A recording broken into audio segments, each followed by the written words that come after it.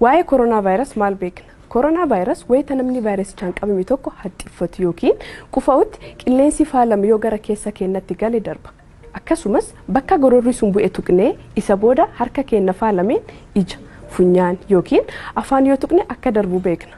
Sababii kanaaf kan ogeessonni akka dafnee harka keenya dhiqannuu fi bakka danda'amutti namoota irraa meetira 2 akka fagaannu kan gorsaniif.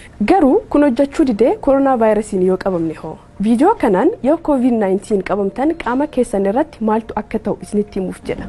Vaayirasichi kan qaama hargansuu miidhuudha. Jalqaba qoonqoo faaluun eegala. Vaayirasichi wal horuuf sirna seelii keenyaatti fayyadama.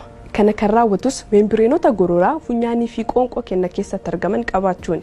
Erga galee booda meembireenota seelii keenyaa keessa seenuuf pirootiinii qaama keenyaatti fayyadama.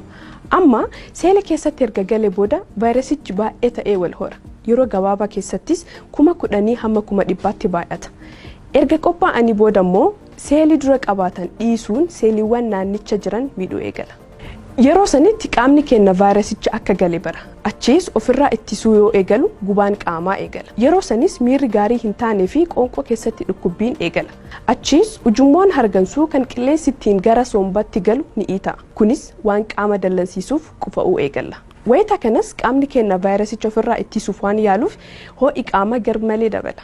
Sadarkaa kanatti dhukkubbiin nutti dhagahamuun fedhii nyaataas dhabna. Akka dhaabbata fayyaa addunyaatti namoota vaayirasichaan qabaman keessaa harka 80 kan ta'an dhukkubbii xixiqqaa kan akka gubaa, qufaa fi daranyoo sombaa kan dhibbeentaa 14 ta'an ammoo dhukkubbii cimaa kan akka harganuuf rakkatuu fi dhibbeentaa 6 kan ta'an ammoo dhukkubbii garmalee cimaa kan akka sombii hojii dhaabuu, qaamni summaa'uu fi du'aaf akka saaxilaman yaadachuun barbaachisaadha.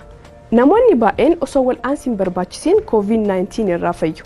Boqachuu, dhangala'aa hedduu fi qoricha dhukkuba mataa paaraastamool fayyadamuun qofa ni fayyu. Haa ta'u malee vaayirasichi ujummoo hargansuurraa gara sombaatti yoo ce'u qaamni waan dallanuuf haalli baay'ee cimaa ta'a. Isa kana kan daranyoo sombaa yookiin nimooniyaa jennu. Rakkinni infekshinii qofa miti haala qaamni keenya ittiin ofirraa ittisu malee. Infekshiniin akka seelii keenya guutummaan hin weerarre ittisuuf qaamni keenya keemikaala hedduu oomisha. Yoo daranyoo sombaa ta'e somba keenya jalatti qabduun qilleensaa xiqqoo alveolaayi jedhamu akka ukkaamamu taasisa. Caasaawwan qaama keenyaa xixiqqoon kunneenis qilleensaan guutamu. Kanaanis jijjiirraan gaazii keessatti geggeeffamu oksijiiniin dhiiga keenya dhaqqabu haala kaarboon daayoksaaydiin baafnudha. Kanaafuu qaamni oksijiinii gahaa dhaba. Rakkinni harganuu dadhabuu ni uumama. Onneenis oksijiinii gahaa karaa dhiigaatiin hin argattu taanaan hojjechuu hin danda'u. Qaamni oksijiinii gahaa hin argatu taanaan dhukkubsataan hospitaala galuun meeshaa harganuuf gargaaru yookiin veentileetarii fayyadamuu qaba. Ogeessi BBCtti dubbate tokkos deebii dhukkubichaa waraana waliin wal madaalchisa. Akka waan garee loltoota lamaa wal waraananiiti. Haa ta'u malee yeroo tokkos boombiin diinarraa osoo hin taane uummata nagaa yookiin hospitaala yookiin immoo godaan baarraa bu'a.